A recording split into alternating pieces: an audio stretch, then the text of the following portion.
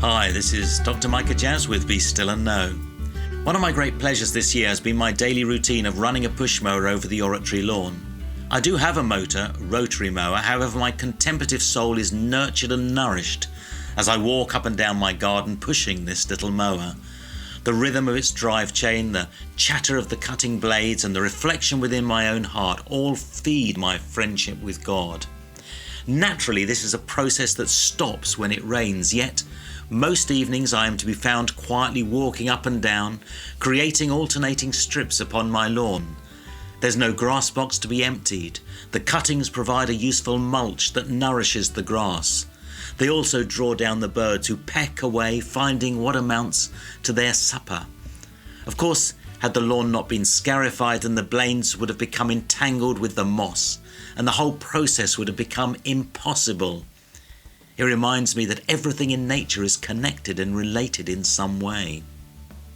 Each morning as I gaze out upon the lawn, I draw pleasure from its patterned finish. It reminds me of the work required to produce that finish and prompts me to recall the thoughts that God woke within me as I walked up and down, pushing the mower. These thoughts are the fruit of my desire to encounter God. They're thoughts I assume I'd have missed had I neglected to create space for God in my day. In a world of acute busyness, it is often difficult to make time for God. It's not just the demands life places upon us, but, as many discovered this year, it is our own hard wiring to activity that is difficult to manage. My discipline of manually mowing the lawn takes about 40 minutes. This is time I make available to the master gardener to nurture me, a plant in God's garden. Interestingly, my mood may not be in the best place as I begin my daily routine, yet I can chat that over with God. I choose not to dwell upon myself, but to look to the Lord. I don't want to focus upon the tree, but to nurture the harvest, yet in formation. For many of us, life will prove draining. Youthful enthusiasms are dismissed as the naivety of idealism. Yet were they? By all contemporary accounts, the first Christians saw themselves evidence for a way of life was truly otherworldly. They were citizens of heaven. They were recognized as such, for they generously supported and encouraged those amongst whom they lived.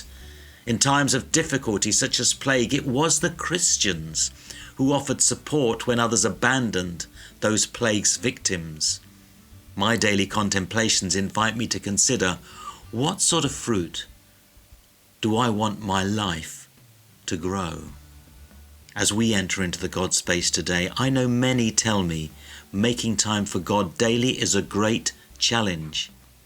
Yet the challenges that confront and often defeat you from finding that time can poison the tree and destroy its harvest.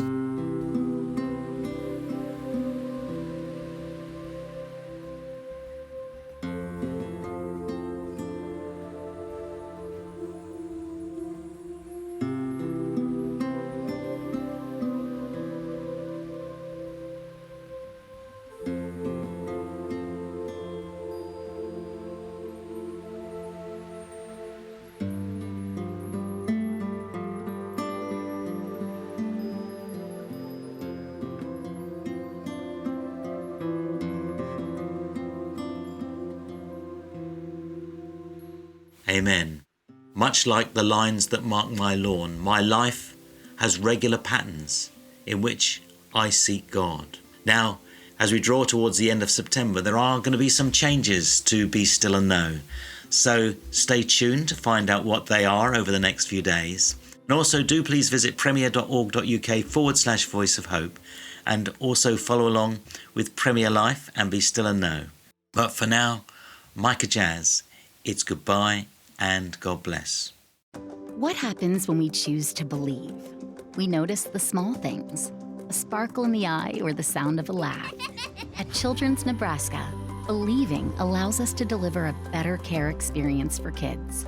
One where physicians are fluent in cardiology and cartoons, where medicine heals with the help of music, and where those who draw blood also draw a smile.